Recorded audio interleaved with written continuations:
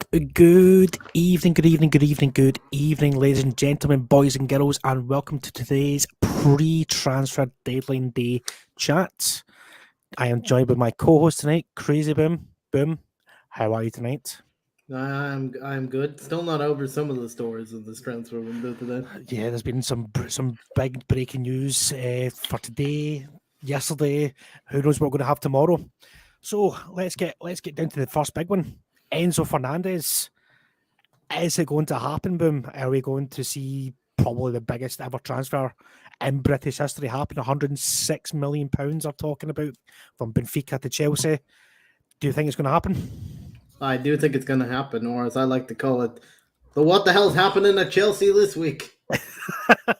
It is becoming a bit of a it is becoming a bit of a soap opera now at Chelsea, isn't it? It's who, I mean, we had Malo Gusto the other day there from Lyon joining, but he's way back on to Lyon for the rest of the season because they didn't want to, because they couldn't re-sign a new ride back in time with the window. Yeah, which I think so. They wanted to keep him.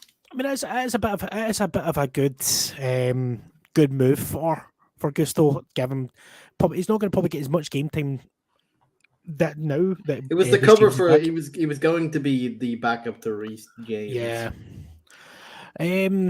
So Enzo Fernandez, where are we with this one, Boom? Do you think we've seen kind of Fabrizio kind of tweeting about it all day today that it looks like he's going to be a Chelsea player by tomorrow? It's all a bit structured. The whole thing throughout the window was pay us 120 million or get stuff. Pay us. Chelsea never wanted in the beginning to pay it exactly. Yeah, the amount. I mean, until now they decided because they tried to go to Casido for a cheaper option, but Brighton are not moving with that whatsoever. Yeah. We'll come to him a wee bit later on as well. So they decided to just go back in and actually do what Benfica kept saying. It will only take this. Yeah.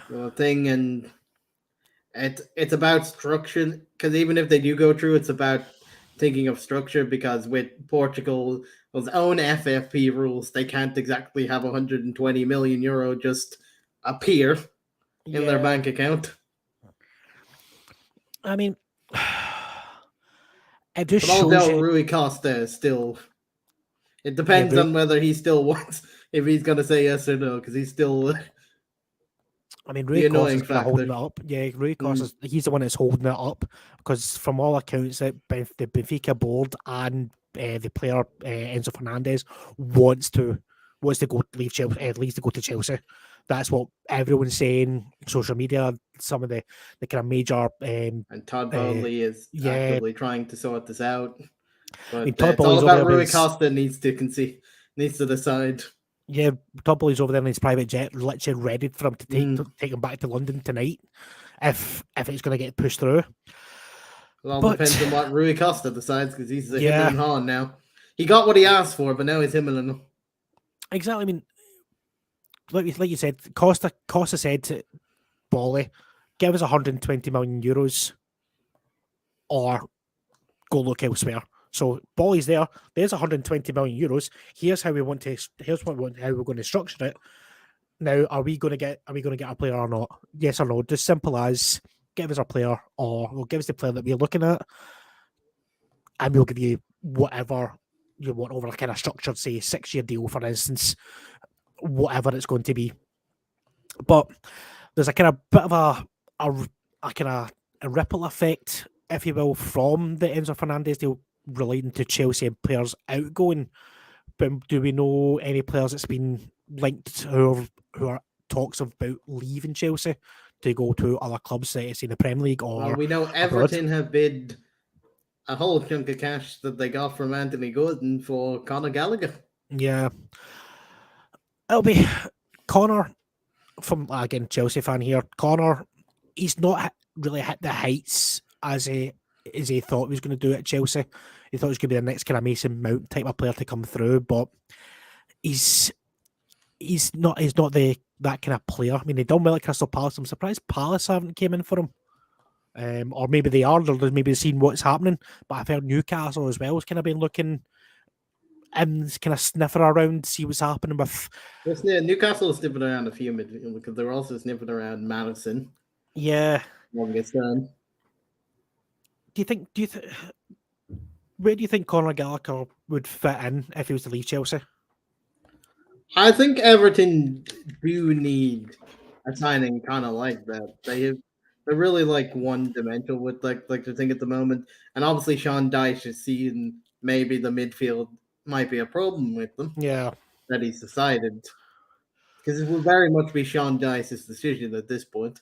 Where the Yeah, since he is now the new Everton manager, which we wish him well. Hope he does well for Everton because we don't see Everton get relegated. I mean, maybe you Liverpool fans out there might do, but but yeah, since the Premier League has been the Premier League, they have not been relegated. They've never been relegated. That's correct. Any other transfer news has kind of tickled your fancy about him today? I think there's maybe one that's kind of appeared out of nowhere. Was João Cancelo to Bayern pretty much fully done that? I mean, I've never questioned Pep until now, his decisions with transfers. I mean, do we think that it is a falling out maybe, or I know he hasn't been the greatest since the World Cup. Like when the World Cup happened, he wasn't the best for Portugal either during the World Cup. Yeah, he got rightfully dropped in that, and it hasn't seemed to have helped coming back. And there has been quite a few games since he's come back that Pep has just left him on the bench. Yeah, I mean, it looks like they're going with more that is it Rico Lewis and Nathan Ake, those kind of players, and obviously John Stones and Kyle Walker obviously can play on the wings as well. Oh, excuse me, but it's a bit of a strange move for Cancelo. I mean, from what I gather that Bayern Munich have been great admirers of João Cancelo for a number of years, and obviously they kind of maybe swooped upon the kind of loan with, I think it's an option to buy, isn't it? I'm sure I read something there was an option to buy for João Cancelo as well. Yeah. Yes, so 61 million euros or 61 million pounds. There's a buyout clause, an option to buy for João Cancelo. So it's 70 million euros. So since the World Cup, João Cancelo has only played in the 1-0 against Chelsea, the 2-0 loss to Southampton, and the 2-1 loss to Man United. So, I mean, take that as you will. I mean, it's a bit strange how they're. So perhaps Pep has blamed João Cancelo for most of his problems. Yeah, I mean, do you think Cancelo is good enough? Oh, sorry, not is good enough. Do you think that deal's a bit of a strange one for Man City to let a senior player like him go on loan with maybe no one else coming in? I think it's strange, but it shows that Pep must have all the faith in the world with that Lewis kid. Yeah, because he has been playing at left back for a few times this season in the Premier League. But it is a strange. I mean, again, I keep on saying it is a strange one because they included a buy option, so obviously Pep doesn't want him back if there's a buy option. Yeah, I think from obviously person looking in, obviously, like I think with the João Cancelo deal to Bayern Munich, I think it's a better deal for Bayern Munich than it is Man City because they're losing a key goal threat in my opinion. Because you look at Cancelo last season for Man City, the goals he scored, the assists he had last season as well. I just think it's a bit strange for him to follow that form, if you will, and then basically sold. Get out of our club basically, virtually. I mean, it is a good deal because with Bayern at the moment they only have Pavard. Yeah, I know. There's obviously Pavard's been linked with a move away. And Pavard is pretty much moving at the end of the season out of that. Yeah, I mean, top with Barcelona. I think Barcelona or Real Madrid are looking at him. I think it was. I'm sure I've seen somewhere, but I mean, what ages Cancelo? 27, 28? Cancelo, I'm not entirely sure. I will tell you now. I think Cancelo's about 27, 28. He is 28. 28. Yeah, I thought that. I mean, so he's still pretty much at his peak of his powers. I mean, it is a Bayern, it might suit Bayern because at the moment they're lacking a bit of the creative side, and he is Yeah. a good attacking I mean, 'cause he fullback can- to create again, chances. because he can play either side as well, so he can play either left hand side or right hand side. Obviously with the kind of obviously Lucas Hernandez, Theo Hernandez, should I say, being injured as well for Bayern Munich, they are lacking in that kind of that area. So I mean, all the best to him. I think the Premier League's going to be a lot worse without him, in my opinion. Now, there was one that me and Boom were talking about off air, and it's regarding about Tottenham Hotspur. Pedro Porro. What on earth is going on with Tottenham and this player? He was pretty much going to Tottenham, like they had the medical all scheduled, like I told you off air. But then, for some reason, Sporting have changed something in the contract details of that has messed up the entire deal negotiation. I mean, because according to Mr. Romano, that they changed it during like you said, during the night, and now Spurs and Sporter are locked in a meeting as we speak, trying to get this done. Because apparently Porro was about to board a flight to London. Yeah, he said goodbye to the entire team. Yeah, and the fans last night as well. So I'm like, is it going to? And he didn't train today, Porro, because he was virtually about to board on a flight to London to do his medical and sign for Tottenham Hotspur. I mean, he's a good player. I mean, he's one of those players. It is needed for Tottenham at that right back position, because you've got Matt Doherty, who's no offense, Boom, but he's not the greatest anymore. He used to be good. He's decent on his day, but like he hasn't shown it too. And then you have Emerson Royale, who I rate Matt Doherty above, and that's saying something. And but he also doesn't give Spence a chance, or he's not even going to get a chance, in my opinion. From what they were saying, that there is, I think, 6 or 7 Premier League clubs looking at Jed Spence for a permanent transfer as well. So something's got to have happened between him and Conte, or was it a Conte signing? It could have been a Levy one that he just never wanted. Exactly. That we'll never know, because I mean, they would probably need Spence for the kind of English kind of contingent type of thing. So maybe it's one of those ones. Maybe what's happened with Spence on social media in the past could have hampered them, or could have hampered him, should I say. But it's not the greatest for Spence. Is it attitude problems? Is he not training well? Or is he not good enough for the Premier League? We don't know. That's the thing. We don't know. Oh, Mr. Romano's got a. I thought we had a breaking news there. No. Had some breaking news.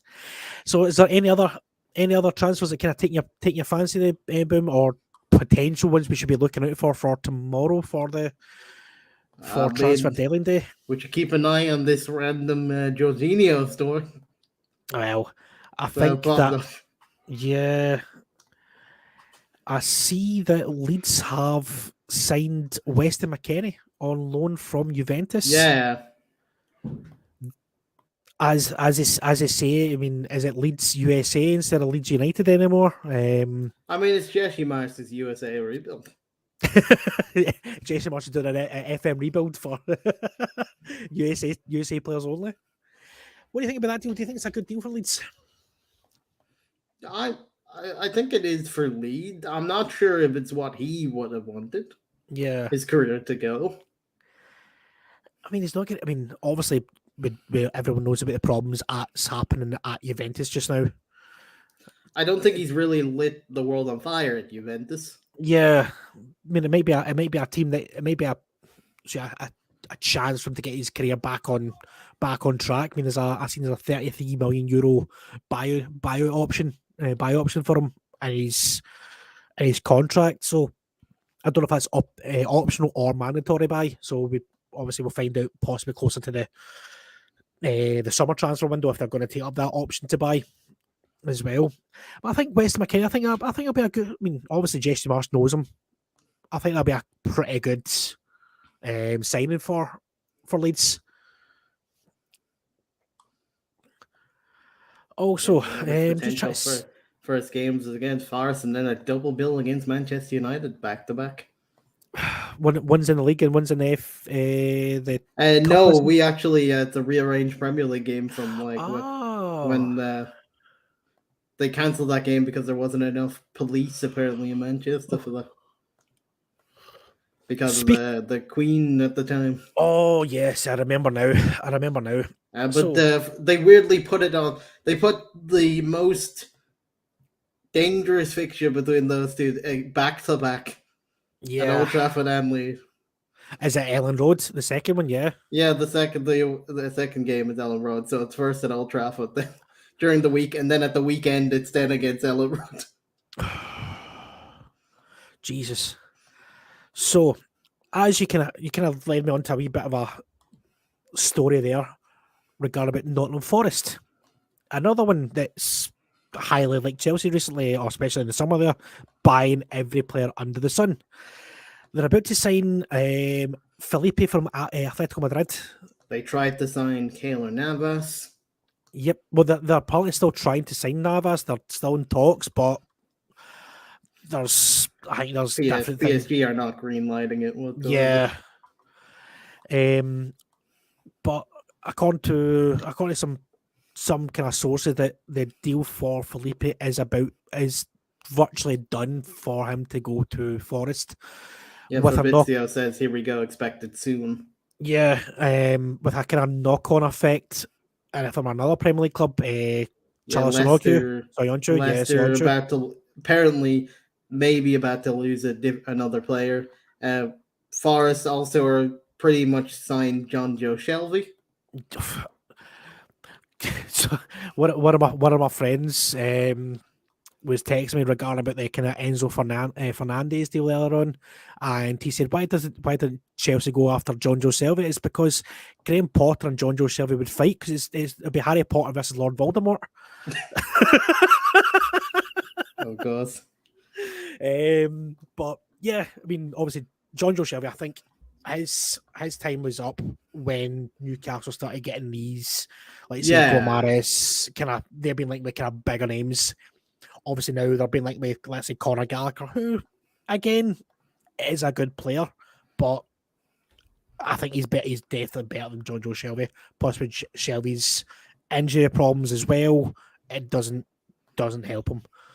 But Forrest would be a good move for him. He'll probably get a lot more game time under Steve Cooper. Probably get a lot more game time under Steve Cooper. I think if I'm right in saying that he might have had him when he was at Swansea, Steve Cooper. Probably. That's what I'm just trying to think. He might have had him when he was at Swansea, or in Swansea as a capacity. By the way, I'll be back in a minute. I have to. Cool. Yeah. Fabrizio shit. oh, we've got maybe some breaking news. Probably not, but I'll be back in a minute. Cool.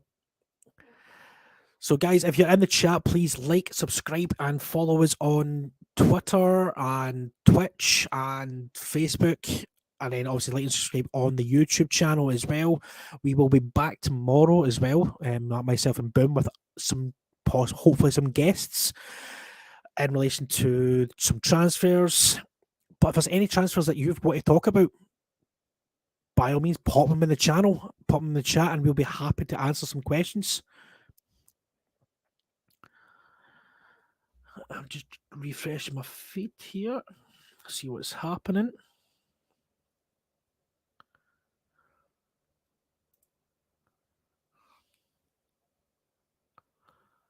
Let's see.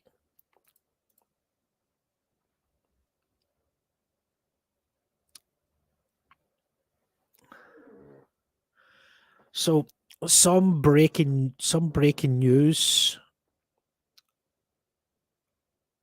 from the Enzo Fernandez deal. Chelsea have told Benfica that they'll pay the release clause. They won't pay it in one full goal because it'll be obviously in terms of financial fair play and other reasons. So they'll pay it in 6 installments. So it'll be one large upfront sum and then 5 installments afterwards. It is a big deal. It is a massive deal for Chelsea and for obviously Benfica, because it's a massive amount of money for Benfica. And now, if this goes through, I mean, Chelsea have spent £495 million so far. 17 players. Hello. Just kind of going through there. There has been some updates on the Enzo Fernandez deal. So, Enzo Fernandez, Chelsea have told Benfica that they'll pay the release clause. They won't pay in one full go because obviously it would be very complicated. And also Portugal wouldn't allow that there. Exactly, their financial fair play. So what they're saying is to Benfica, they'll pay in 6 installments. With the first one be with the main lump sum, and then 5 will be another 5 will be further installments, obviously with other options on that as well. But also there's another one based on what we were talking about before. What's that? We were just talking about him before. Jed Spence. Yes. Is apparently closing in and going on loan to Rennes. To Rennes in France? Fabrizio just tweeted this out. Saying Rennes are closing in the deal to sign Jed Spence on loan. Nice. So there you have it. We have got some breaking news. Boom has got some breaking news. There it is there. They both, so as well, there's another one that's possibly on his way out as well, is Brian Gilles from Spurs going to Sevilla. Apparently he is in Seville right now doing his medical. So we're speaking of Jed Spence wanted to get out of there, but loan with no buy option, maybe potentially they might have Spurs may have a new manager at the end of it. Depends on Conte if he stays or not. That's still up in the air. Yeah. So whilst you're gone, the 5th round of the FA Cup has been drawn as well. Yes, they have, and I was watching it downstairs. That's what I'll have to do. So Manchester United have West Ham or Derby, the winner of today. Whoever wins that game. Bristol City have Man City. Ooh. It is Fulham or Sunderland versus Leeds. The winner of Wrexham and Sheffield United get Tottenham. Now at home. So that Wrexham, if they manage to win against Bramwell, and they will play Tottenham at Wrexham's home ground.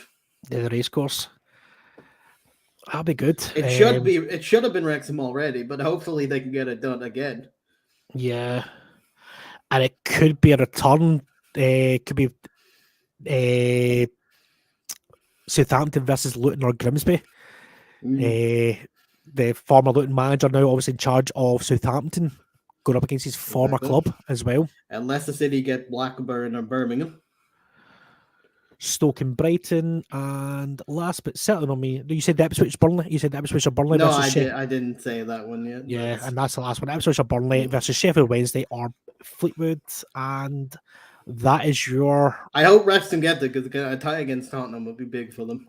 Massive for them. It would be massive for them. Oh, some breaking news. Just came through to myself there. Leicester have made a bid for £12 million for Stoke centre-back Harry Souttar. Harry Souttar, whose brother plays for Rangers in Scotland. His brother, Harry Souttar, who's an Australian internationalist, who had a very good World Cup. It's understood that Souttar himself is keen to talk to Leicester, but he wouldn't mind seeing out the season with Stoke, depending if Stoke and Leicester can come to an agreement. So there's a wee bit of breaking news for you guys. We'll see what happens with that one. Um, Speaking of Stoke, we'll be able to ask the question: can De Zerbi do it on a wet and rainy night in Stoke? Very true. Very, very true.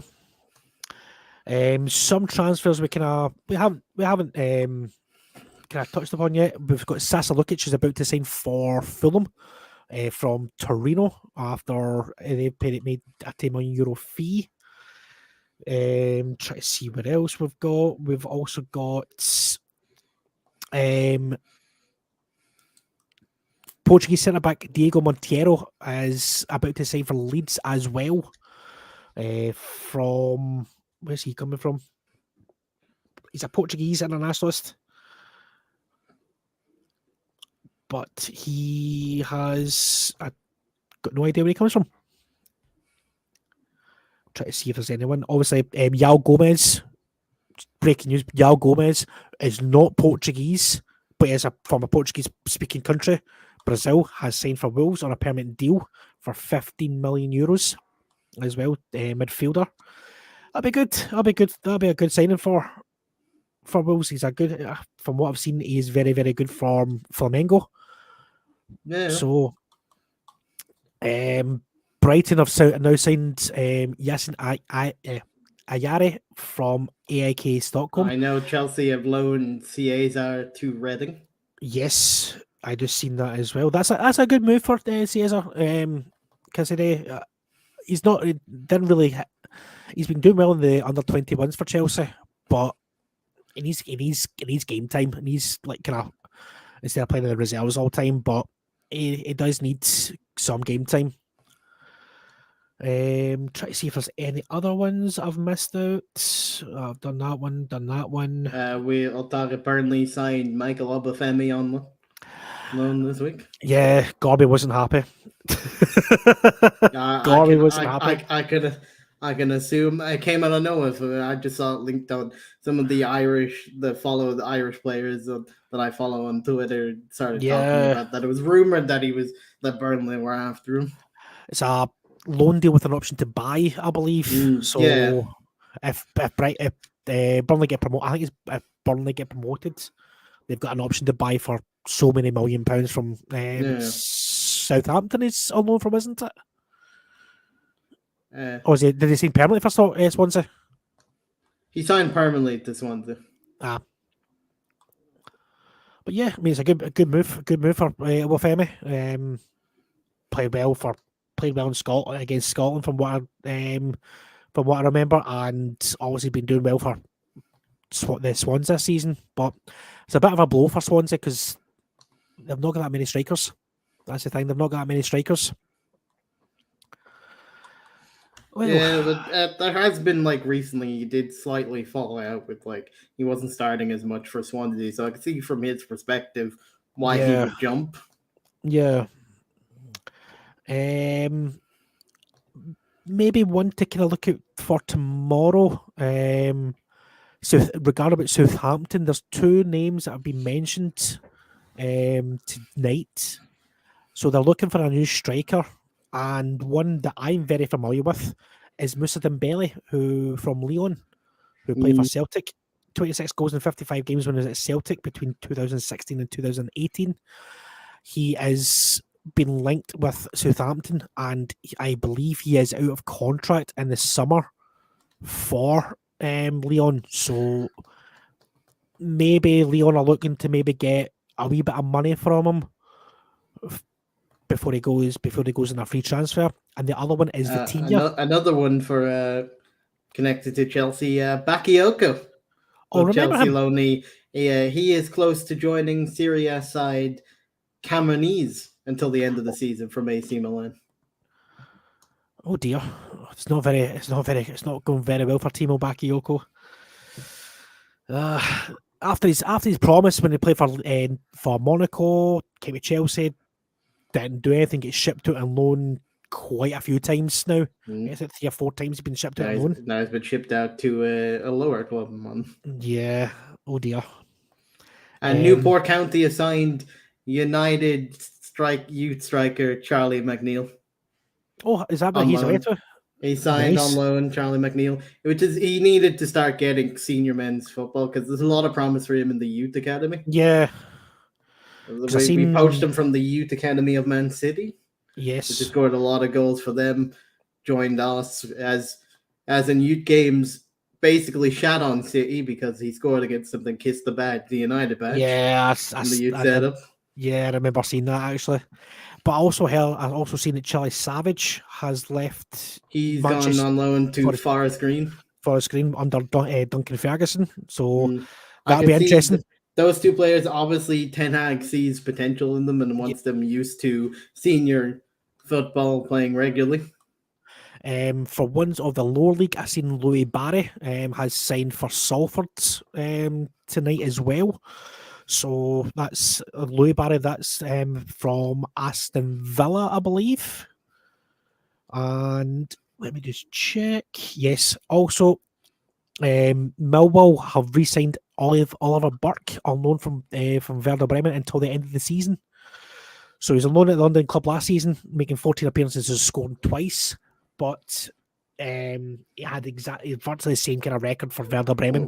We'll know who is definitely going to be quiet tomorrow. That's Liverpool because Klopp said there'll be no transfer business. He's good with the squad he has.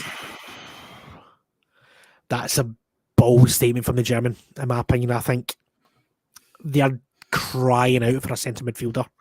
Absolutely crying out for a central midfielder. But it is. Speaking of the João Cancelo deal we talked about earlier, apparently the contracts are being signed as we speak. Nice. The thing it includes a buy option of 70 million euro. Yeah, that's there. I still have a strange one. Still strange. David Moyes insists there is no chance of Mikel Antonio leaving. Yeah, he was linked with Chelsea. I'm like, what? We've got bigger fish to fry than. No offense. Sorry, Russ, if you're watching. Sorry, but yeah.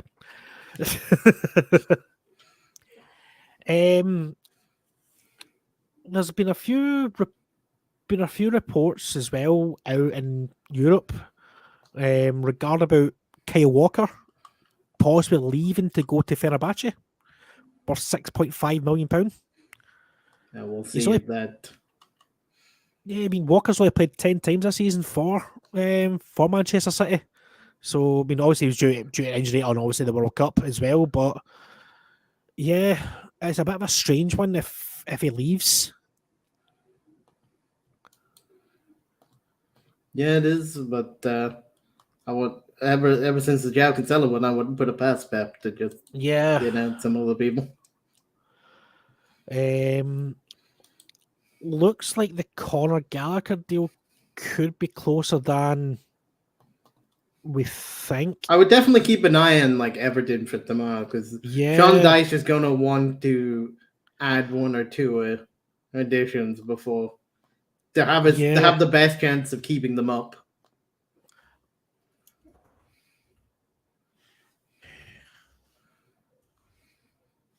Conor Gallagher. I've just seen something there.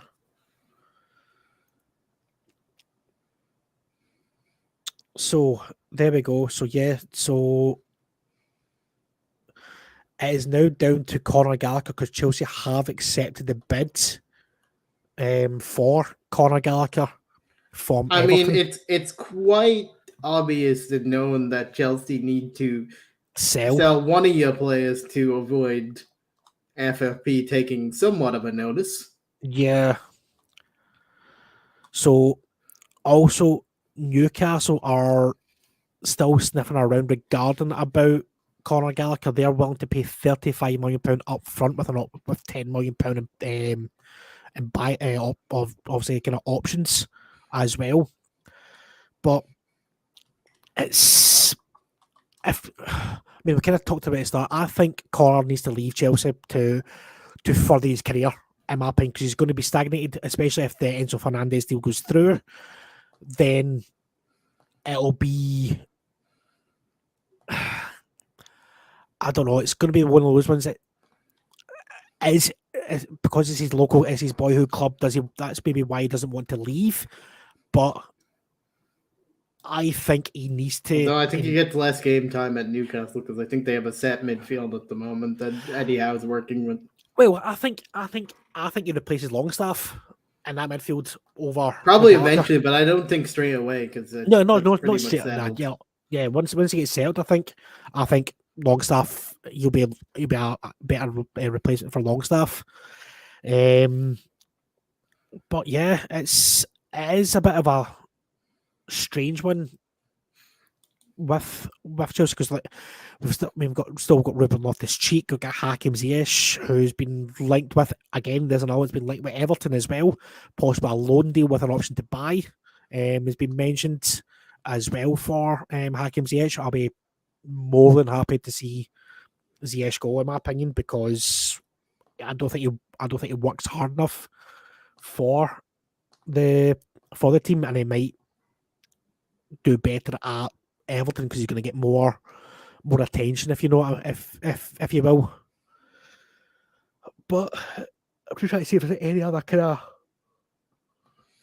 Ajax are struggling to find a new manager. Ajax, yeah. Since Ten Hag's left, they have struggled. They have very much struggled. Since Ten Hag got a bunch of like their players that they have, the Ten Hag for the last few seasons was able to replace them with like equally good players, but they haven't. Yeah. Since he's left, they've not. This new Scrooger before he got sacked was not able to replace the players when they left as effectively. One deal that maybe we can be looking at for tomorrow as well. Inter Milan, I've been looking at Harry Maguire.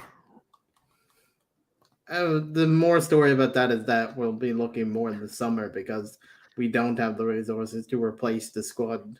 Yeah, a squad member. Because they asked about Victor Lindelof first, and we said no. So if you're Ten Hag, how would you go around that? Would you say it's up to you, Harry, or are you willing to fight for your place, kind of thing? I think if Ten Hag, he said it before that we don't really have the numbers at the moment, so therefore he wants to keep all these players till the summer and then decide. Because with the new FFP rules coming in the summer, that's when he wants to sell a bunch of them in the summer and then use that to spend on to justify transfers. Yeah, I mean, FFP, that's more of a kind of myth nowadays, I think. That's why there's new regulations coming in the summer to try and make that less of a myth. Yeah. I mean, I've just kind of seen some kind of a story there. Elanga could go out and loan at some point tomorrow. I heard that there's 6 or 7 clubs looking at him. I think Ten Hag has not decided yet. I think he needs to go out and loan. I think he's similar to Siama Diallo. I think he needs... Because at the moment, Palestri has taken his place as the sub option in the last few games. So, do you think a championship team or a Premier League team, do you think he goes to, or abroad?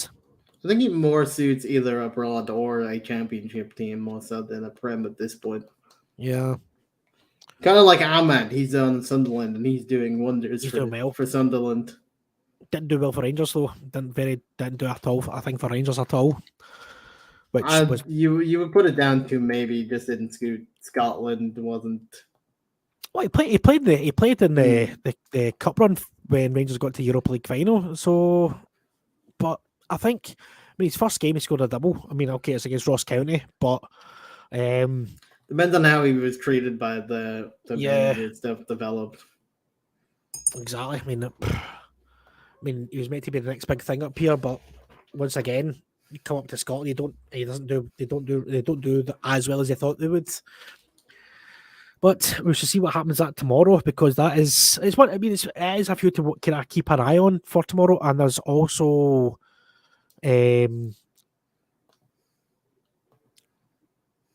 just seen something that's it's just about the Dembele deal for Southampton.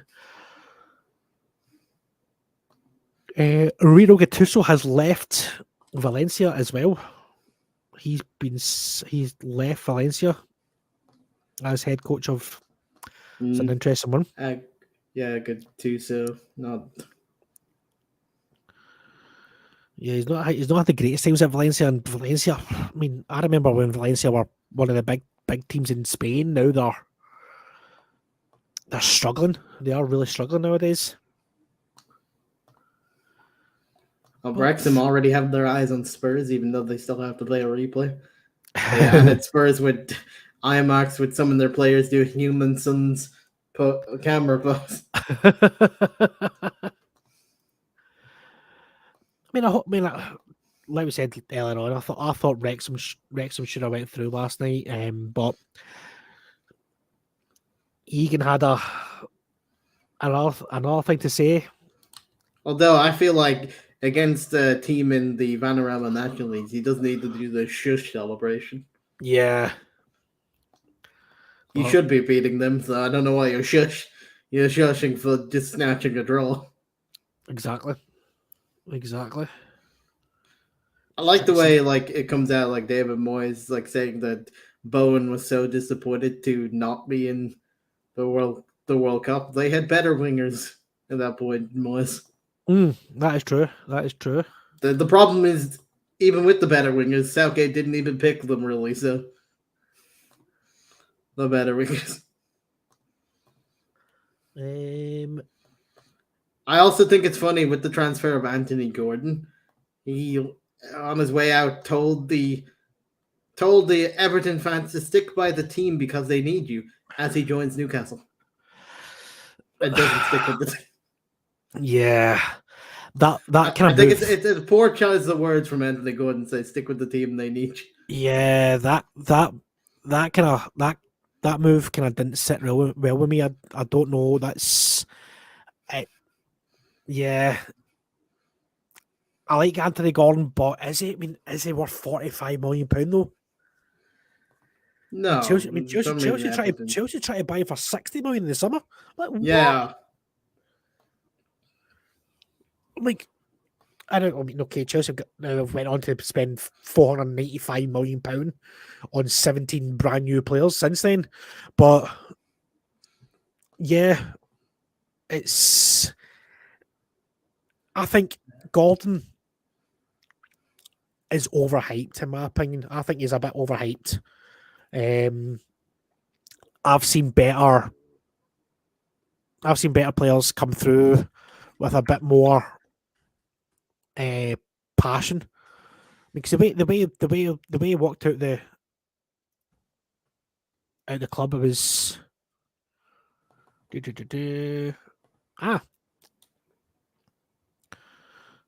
okay. So thank you, Boom. So according to David Ornstein, who tweets about Arsenal quite a lot, to be fair, and as a kind of reporter for The Athletic, that they are among other clubs looking at Jorginho from Chelsea. Chelsea are open to exit of Jorginho, but there was a thing I seen as well that they were looking at what do you call it, extending his contract, but all depends on Jorginho as well. But I mean, what age is Jorginho? 31, 32. I think the way I think Potter wants to play, I think he wants to play with more kind of pace in the midfield. Hence why Enzo Fernandez is possibly coming in. And there's also going to be there's also big questions around N'Golo Kante as well. He's out of contract in the summer as well, and how fit he's going to come back. But the talks between Kante and his representatives apparently are at a high state, a more advanced stage about signing a new contract at Chelsea than obviously leaving. We're waiting to see what happens after when he comes back from his injury. He's back in full training from what I've seen on the Chelsea kind of social media sites. But it's all down to Jorginho. It's all down to what Jorginho wants, I think. What do you think, Boom? Do you think Jorginho goes, or do you think he stays and I think safe? Jorginho may go. I'm not sure he goes to Arsenal because rival, Yeah, and you don't really want to be, as a Chelsea perspective, you don't want to really boost a squad's but Arsenal's potential to win the Premier League. oh, we know the Premier League. Virtually the Premier League's virtually the Premier League's all but done, in my opinion. Yeah, but you don't for want Man. to be like one of the reasons why they've Yeah, I mean, they've it's for won when it. it's just when Man City win the Premier League. I mean, Man City could still very much because they have to play Arsenal home and away. Yep, twice, and the one of the games is coming up very soon. I think it is. I think it's in 2 weeks' time. If my Yes, it is logic, on the 15th of February at the Emirates, which yeah, should be Arsenal's biggest chance to win at their home ground. They've been very good at the Emirates. If they're going to win any of the ties against Man City, it would be the one at their home ground of this. I mean, the marker was kind of laid down as well. I mean, okay, it's only in the FA Yeah. Cup, but still, That that's was like, also at the Etihad, so that's why I'm saying you would think if they are going to, if Arsenal are going to win one of the games against City, you'd put more money on the home game against yeah, City at this because they've been very good at home. Arsenal. they have. I mean, Man City. I think I think they've got a bit of an aging midfield. If you look at it, I think they need to kind of look to the future now for Man City. They need to start getting some young players in that midfield because you've got Gundogan, who's 31 maybe ish. You've got De Bruyne, he's in his late 30s, or sorry, early 30s, should I say. You've got Rodri, who's 34, 35, not getting any younger. They need to learn how to play with Holland better. Yeah, they need some. I think they need to play like you just said. I think they put Alvarez up front with Haaland, in my opinion, or play off. Have Alvarez play off of Haaland because we kind of talked about this on a recent podcast as well. That Alvarez is going to be sitting there thinking, right, I'm a World Cup winner here. I'm sitting on the bench where I could be going playing first team football for somebody else as well. So it's kind of interesting. The last two games, Pep has changed his formation to the beginning of the season, where he was playing like a back three with Lewis and Rodri as two CDMs, and then Kevin De Bruyne and Gundogan kind of like two attacking midfielders with Grealish and Mahrez and Hall. Yeah, like kind of Roman midfielders, them two. They're playing a 1-4-2-3. It's just basically right. You go here, you go there. You De Bruyne, you can do whatever you want, and Haaland just score. That's virtually what it is. That's what he's done against Arsenal and Wolves this week. Yeah, with that form. So that might be a telltale sign if that might be Pep's new look. Yeah, new formation for the end of the season. City this season. Do you think Man City need to make any signings tomorrow, or do you think their business is done? Do you think they're closed up shop for the week or for the month? I think they might have closed up shops because I don't think Pep would think that he has a problem with the squad. Yeah. Now, obviously, we kind of talked about it earlier on. Liverpool. Do you think the deal for Gakpo was their only signing this? Well, according to Klopp, it's going to be the only signing for January. I don't see them doing, but then you wonder if Gakpo is really there. They really wanted Gakpo. It came out of nowhere. A lot of links were like United. I deep down think they just signed it so United couldn't sign him.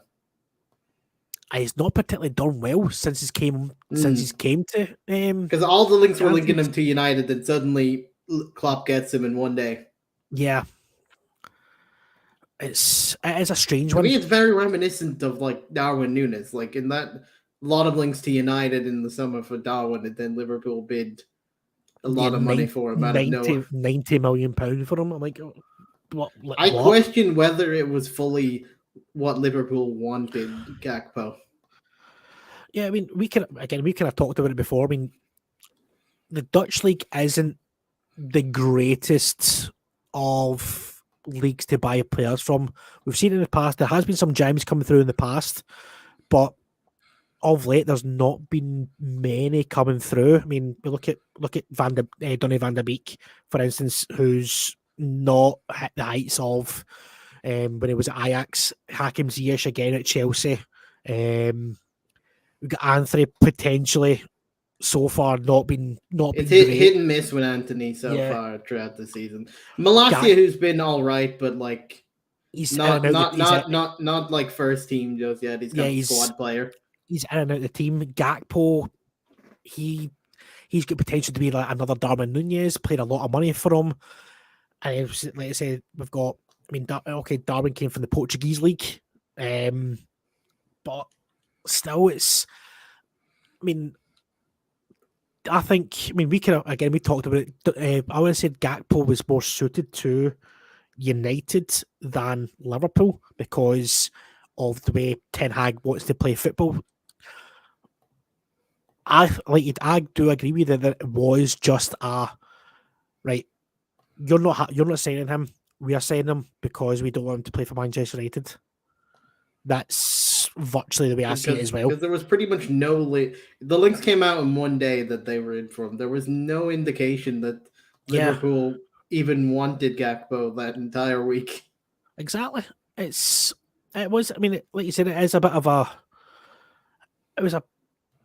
It was a strange move, which might backfire for Liverpool in the long run because they've now contracted him for 6-7 years now, and I also don't think it helps that Liverpool have pretty much thrown him straight away as a striker in their team. Yeah. When I think his best position is the wings for PSV. He was really good on the wings. I mean, he was trialed now and again as striker, but even like Van Nistelrooy said he wasn't ready to be a striker yet. His own words was like, he's not a striker at the moment. He's a winger. He said he can be a second striker behind the striker, but not like a full-on your main striker just yet. That he's not that type of player. So, do you think Jurgen will look at it in the summer that he got it maybe come out and say, "All right, I got this wrong," and that we need new blood in that midfield because you look at that midfield. The last time they bought someone was Thiago out of that midfield, and then you look at it like, and Thiago's not getting any younger. So exactly. I mean, okay, they've got Curtis Jones. I mean, he's okay.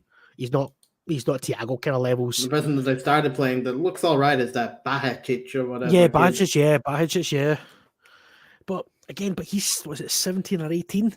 He's 18. Yeah, but you look. I mean, I mean, again, we kind of look at Chelsea. They went and bought Enzo Fernandez, who won a World Cup. They are 21 or 22 years old, and he's going to play for about another 10 years. Either maybe in the Premier League or maybe somewhere else, maybe. Who knows? But you look at that Liverpool team, they've still got James Milner there, who's been there since 19canteen. You've got Jordan Henderson, again, who's been there since Jurgen Klopp took charge. Fabinho, who, in my opinion, should have been sent off yesterday. Horrific challenge, but we'll probably talk about it on Thursday night.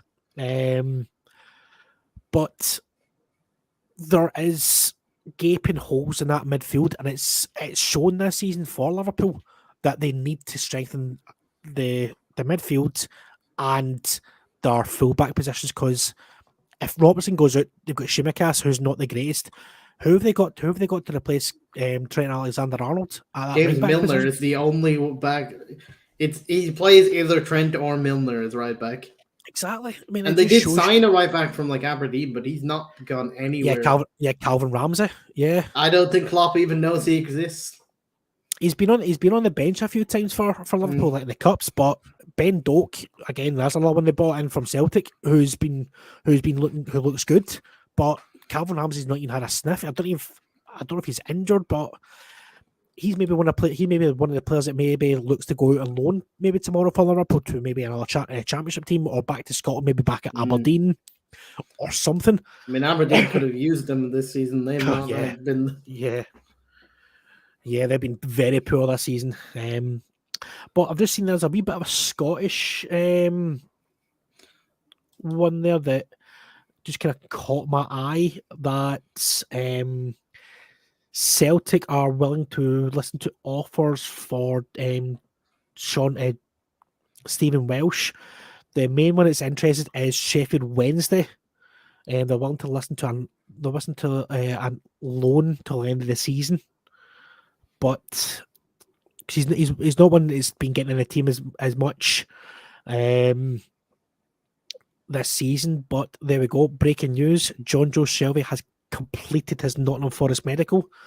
Shelby will complete the formalities of his deal in the next 24 hours. The midfielder will sign a 2.5-year deal at Forest.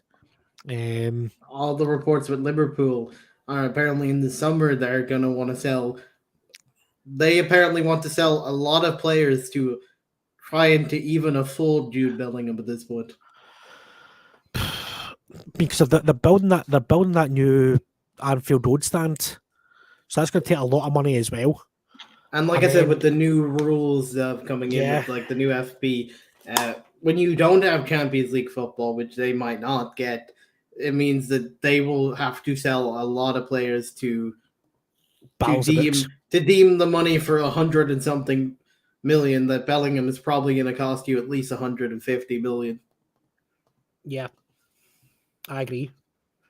The thing is with Bellingham, he'll look at that Liverpool team and go like, why would I want to go to that Liverpool team when I can go to Real Madrid and sit in there and play in their midfield and win championship after championship? Win Champions League trophies, play in One of the players they're looking to sell in the summer apparently is Kelleher. Colm Kelleher. Although I think he needs to leave for his own future. For his own future. He's not getting the game time, and he's. I mean, he'd be good for like maybe like a Bournemouth or a. Try to think, because he's a really good keeper, and even Klopp has said he's really good. But Klopp hasn't played. He's not going to get over Alisson in this Liverpool team. He needs. I thought. Watched that game yesterday for Liverpool. I thought Alisson at fault for both goals. For both Brighton goals. And Caoimhin Kelleher is literally. He's 24. He's coming into his prime as a goalkeeper. Yep. I bet he needs to start getting senior. Is he a Republic or is he Republic of Ireland? Yeah. Republic of Ireland. Because he doesn't play as much, he's second choice keeper to Gavin Bazunu, which he has the talent to become first choice, but he doesn't play, so therefore he's second choice keeper. He has got 1 or 2 games for Republic of Ireland when Gavin's been injured and he's looked really good with then. But I'll have you know the one game where Liverpool actually won in the FA Cup is when they put him in against Wolves in the replay. Alisson let several in against Wolves in the first like that, but the replay Kelleher kept a clean sheet.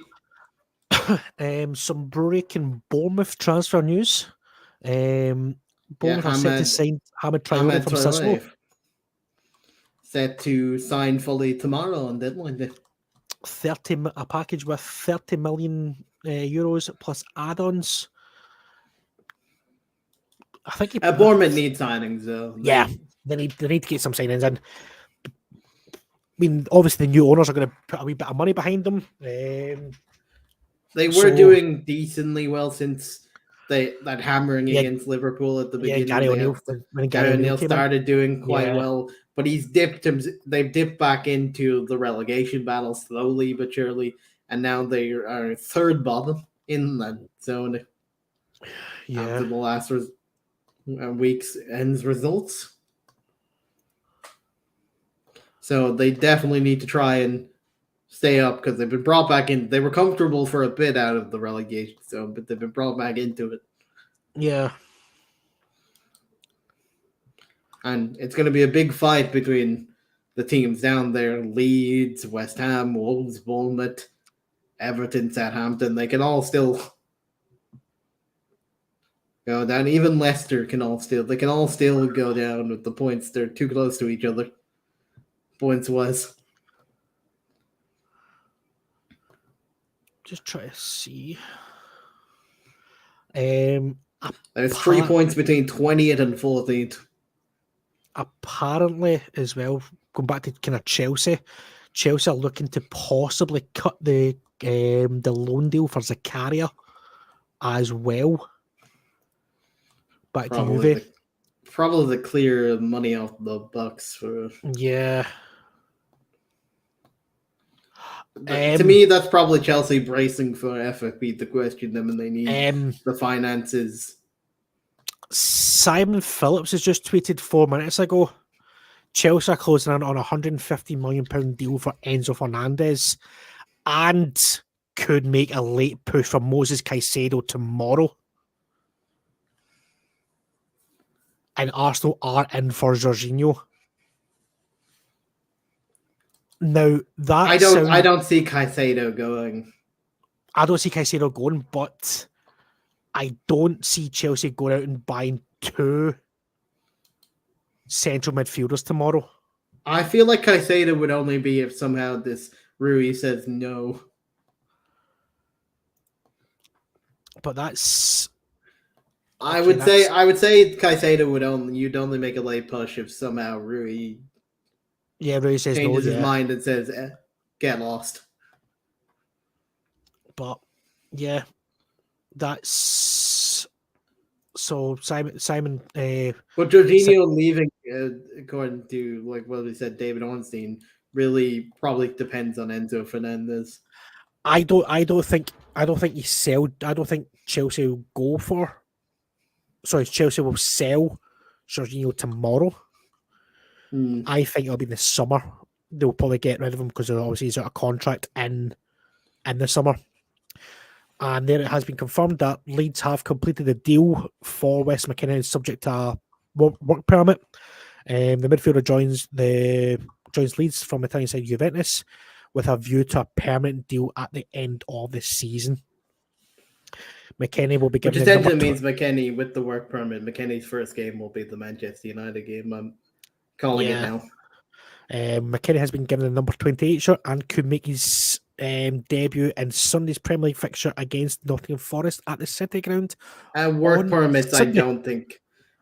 Depends on work permits because he's been at Italy for ages. I'm not with the UK being out of Europe now. Work permit would mean he probably won't have it in time for. Depends on how quick they do it because it's usually quite slow these days, work permit wise. Well, I mean, obviously he's American as well, but the thing is, his American visa his American passport probably will kind of cover him on that side of things. But I just seen something there. One of the Chelsea pages I follow, Todd Boehly wants to buy Rui Costa. I saw one tweet of someone tweeted at like Chelsea at this point, buy me. I need money. Yeah. But yeah, just kind of, and also we forgot about another player at Chelsea about Andre Santos, the Brazilian wonder kid. Apparently they're trying to get his work permit. Try to get his a bit of we'll do some different women's transfer news. Okay. Arsenal have bid a record transfer fee for Man United player Alessia Russo. Well, that's American girl, isn't it? But I did see that the Arsenal were interested in Sam Kerr from Chelsea, and Kerr said no, thank you. She's the top goal scorer. Man United rejected the world-breaking bid for Alessia Russo. Right, so I'm going to throw. She's out of contract in like the summer, so they're trying to get her to tie down. But so I'm going to ask you here, Boom. Right, so out of these 3, who has got the highest potential? Jude Bellingham, Enzo Fernandez, or Moises Caicedo? Who's got the best potential out of those 3? Hard to say. I'm gonna rule out Moises Caicedo because I don't. He's a good player, but I don't think he's Brighton, he's good for Brighton, but I don't think he's worth the amount Brighton actually want for him. Yeah, I mean, after was it paid £4 million? But it or is something? Brighton. Yeah, It's what Brighton do. yeah. So you've also Royce and Mouse, kind of who's got a better future ahead of them, Bellingham or Fernandes? Then I have to say, at the moment, I'd have to say Bellingham. yeah, Ever since I do think Enzo Fernandez will be a really good player for Chelsea if this deal does happen. We still don't fully know. Yeah, still in limbo with that one. We expect it to go through, but as well if it goes through or not is the question. That's another Chelsea story that just came up, but this is from French paper L'Equipe. So what was that? I'm going to send it to you now. It's about your favorite man, Ziyech. Oh, That apparently PSG are hoping to secure the signing of Hakim Ziyech before the market closes on Tuesday. right. Hakim, I'll pick you up at Heathrow Airport on my private jet. We're going to Paris. I'm going to drop you off. No, I'm not going to drop you off. I'm just going through the plane. Straight up the plane. And there's a Paris, there you go. Try and aim for Messi. Try and aim for something that's not that looks like a goal and aim for it. But yes, I think that'd be a good. Brian Gill has been announced as a Sevilla player on loan now. That's good. Quick football game is on just now. Derby versus West Ham. It's currently West Ham 1, Derby 0. As we know, the winner plays Manchester United at Old Trafford. Not something David Moyes is looking forward to because he has yet to beat the top 6 team. And it was that person you mentioned earlier on, Boom. It was that man Jared Bowen that scored. A lot of pressure for David Moyes is the fact that he's never beaten a top 6 team yet. Yeah. In his career. Definitely. I mean, I think Ziyech, he was good for Ajax, but I think his time is up. Let's say he's a luxury player he's been a luxury player for the last couple of years for Chelsea. He's not been good enough when he's played. He had a couple of great goals when against Spurs. I can remember I think it was either last season, the season before, but yeah, it's just not worked out for him at Chelsea. But I can see a lot of outgoings tomorrow from Stamford Bridge. I think there'll be a lot of outgoings because, like I've said, that Ruben Loftus-Cheek, Conor Gallagher possibly going to Everton or Newcastle, Hakim Ziyech,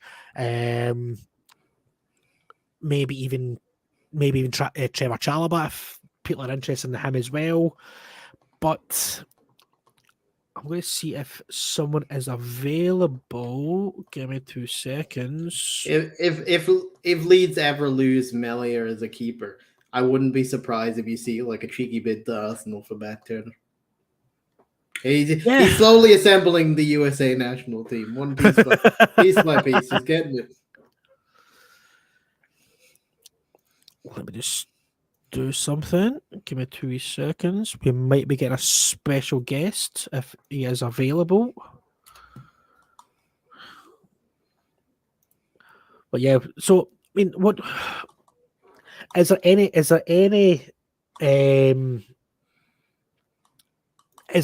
that you maybe do you think it'd be a surprise signing tomorrow or a surprise transfer tomorrow that you?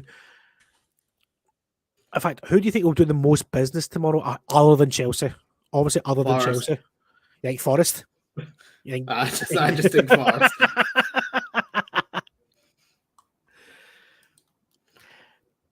They'll be panicking to try and register someone that they could try and come back from 3-0 down to United.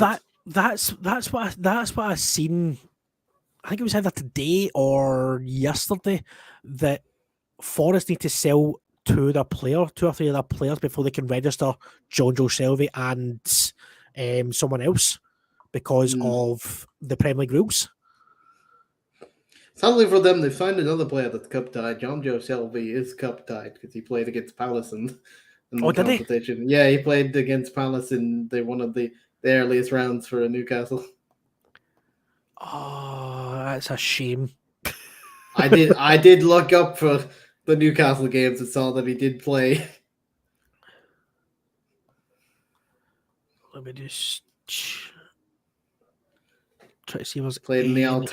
third round against Palace, so they will not be able to use him on Old Trafford. Is it beyond you? Let me see. Just try to see if there's any.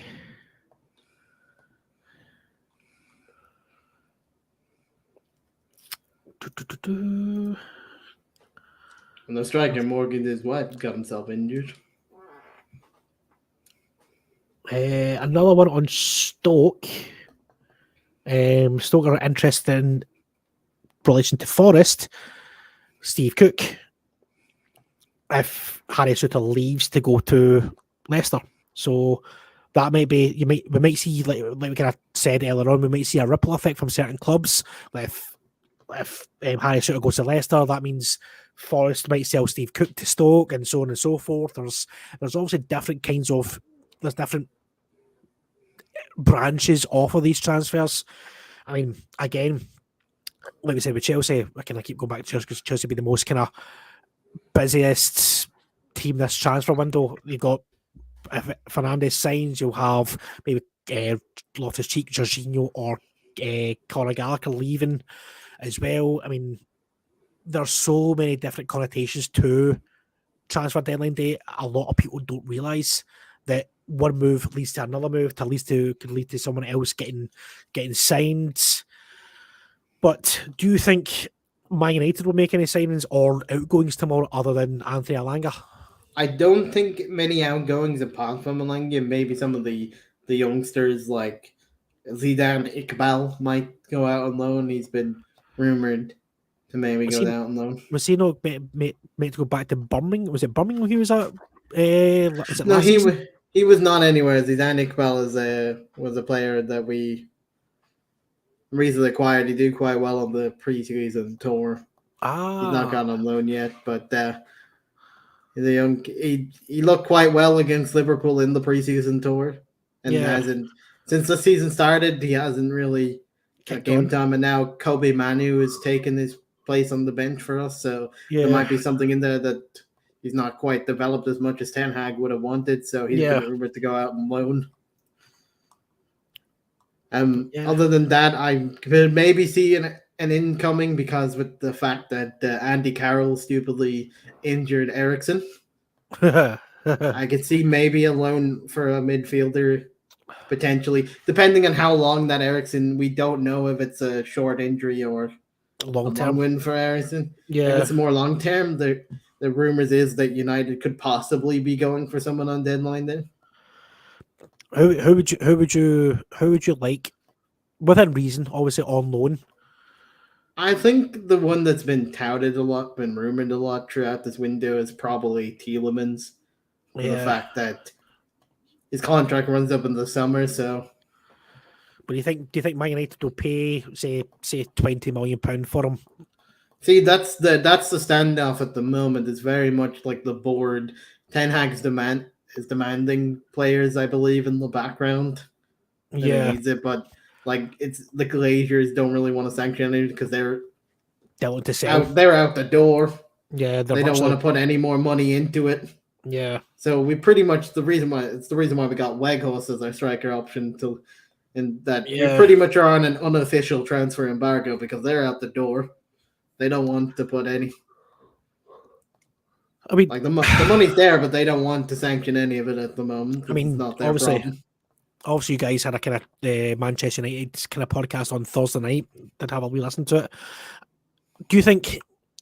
I know it sounds a wee bit strange, but do you think if Sir Jim Ratcliffe is fully interested in Manchester United, do you think, right? Say for instance, Ten Hag wanted Tielemans, say £20 million, just for talking sake, he gives that money to the Glazers, then say, right, this is how interested I am. There's £20 million. Go and get Youri Tielemans for the club. Do you think that could possibly happen? I don't think so, because I don't think deep down he would trust the Glazers will handing them to it.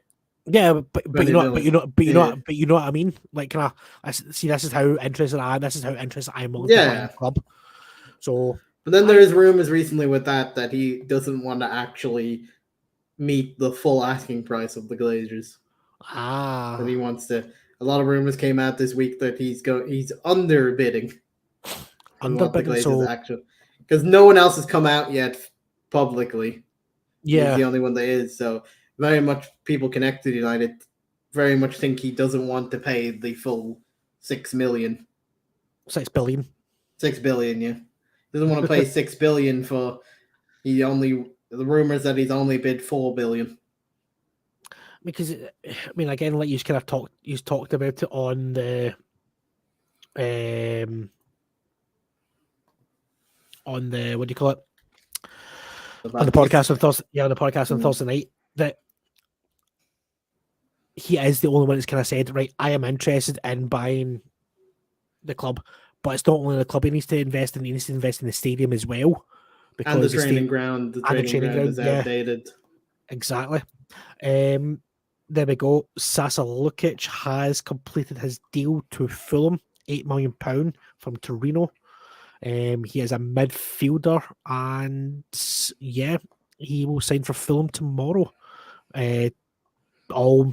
He's passes medical as well. So yeah, I know Radcliffe. Like he's the guy that does spend a decent bit in relation to the team he's at. Like these aren't exactly big transfer, but he plays like 3 million in a window for the signings, which apparently, according to Julian, is actually pretty big for French league standards if you're not PSG.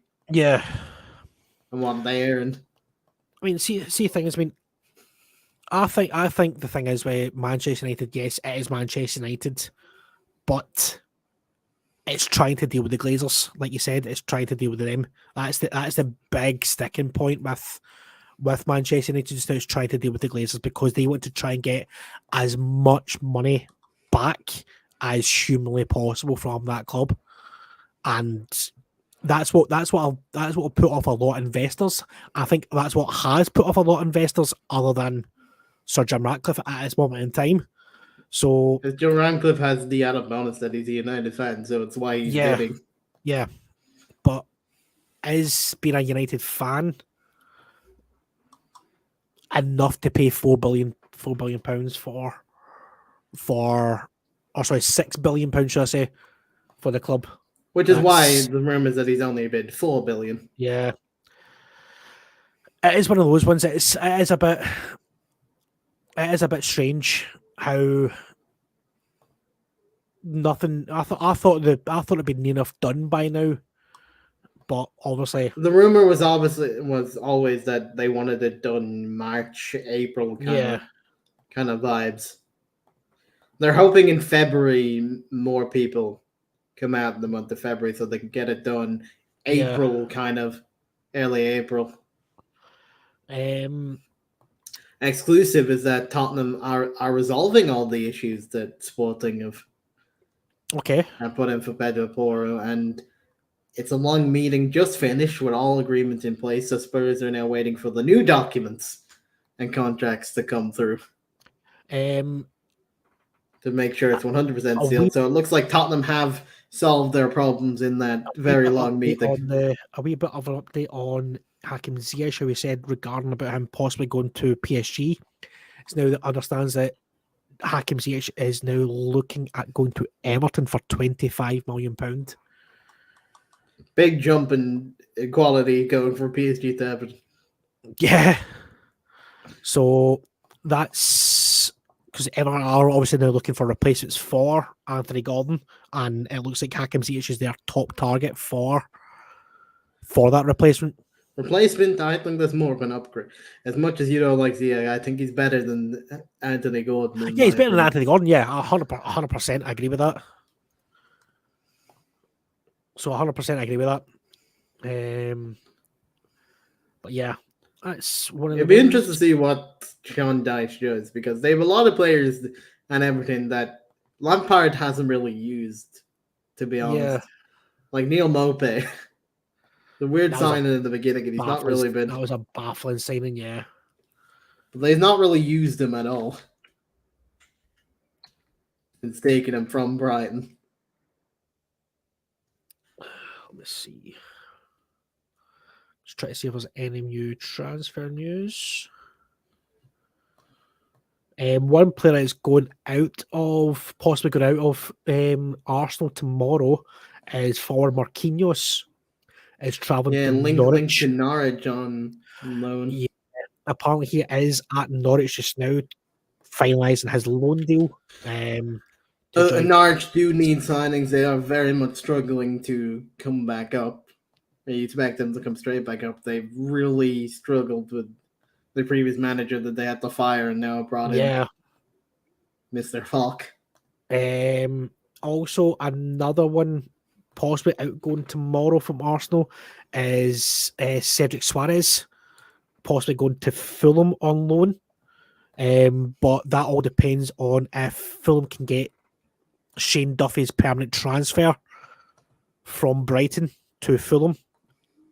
So that's one option. So one option, because he's got 6 months left in his contract at Brighton. So they're willing to see if either Brighton cancels his contract so they can sign him permanently, or Fulham pay a small fee to buy him out of his contract in a way to get him signed. So because he wouldn't be able to sign Cedric Suarez on loan because he is from another Premier League club.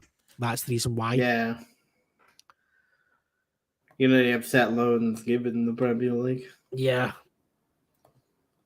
Shane Duffy, interesting man. Though they want to buy him permanently for that, he doesn't really play for Fulham. I will say. Yeah, I think it's more the coefficient type of thing for how many kind of British or English or European residents they've got in the club. Ireland captain, that man, Shane Duffy at this point. Yeah, always remember when his time at Celtic didn't do well. Did not do well at all. He's one of those players that always did better for his country rather than his team. When you look at it, like he's been in some big moments for Ireland as a country, scoring equalizers in many games for us. Some Newcastle news as well. Harrison Ashby has completed his medical at Newcastle. Formal announcement expected soon, possibly tomorrow. The fee Newcastle paying West Ham for Ashby is £3 million, including add-ons, with West Ham having a sell-on clause for the Scottish under-21 internationalist. Also, Newcastle are considering a late swap for Sander Berg from Sheffield United because of the embargo that Sheffield United are in. They want a permanent deal instead of a loan deal with an option to buy because of they're under a transfer embargo. But also the club is involved in a protracted takeover as well. So. Bayern Munich want to keep Ryan Gravenberch, even though there's a lot of interest in loan. I forgot he actually still playing for them because he's barely kicked the ball for Bayern. Clubs have asked for him on loan, but Bayern apparently still want to keep him. The player is bitterly disappointed because he was told he would start in the last match, but he was on the bench. Yeah. So there we go. 12 seconds ago. Tottenham have now agreed. The £45 million payment terms finally approved. Porro will travel to London tomorrow. It'd be interesting to see what did Sporting change originally. Yeah, I think it may, I'm going to guess it'll probably maybe a sell-on fee or something like that, or be if that they cheekily added into the agreement. Yeah, that caused a lot of mess. Yeah. Possible outgoing for Newcastle tomorrow. Some reports are saying that Allan Maximin is a potential target for AC Milan tomorrow. Roughly talking about between 25 to 30 million pounds. Big loss for Newcastle if they let him go. I think he's a really good player. So,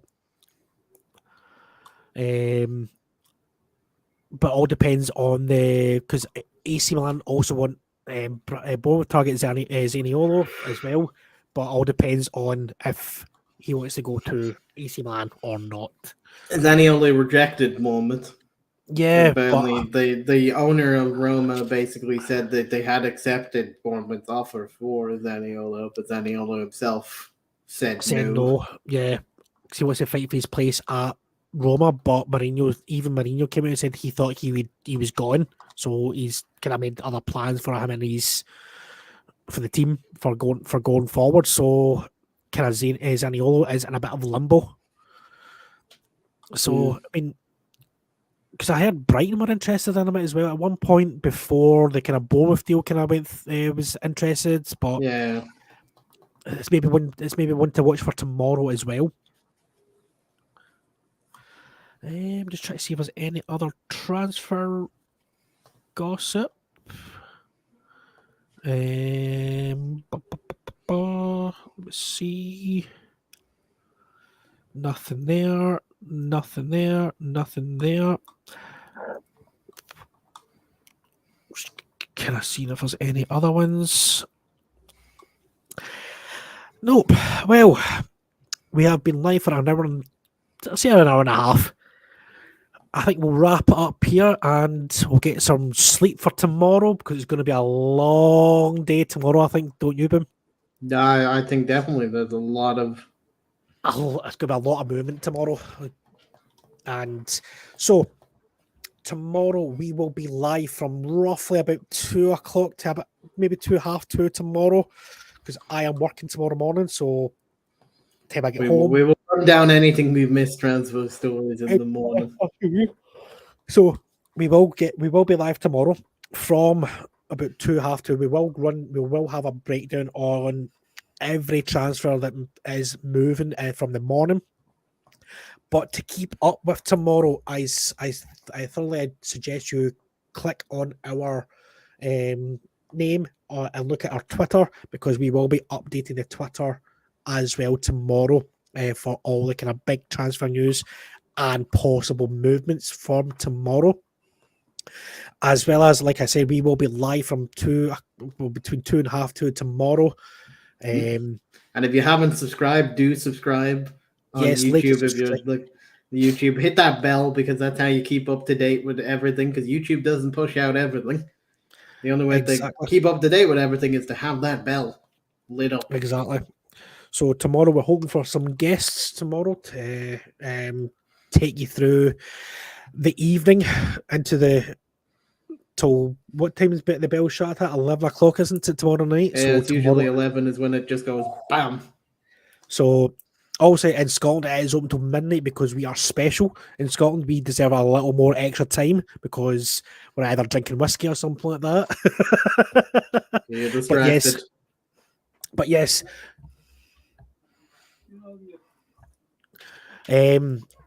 I will be live tomorrow from 2:30 or 2 o'clock, depending on what time I get home from work.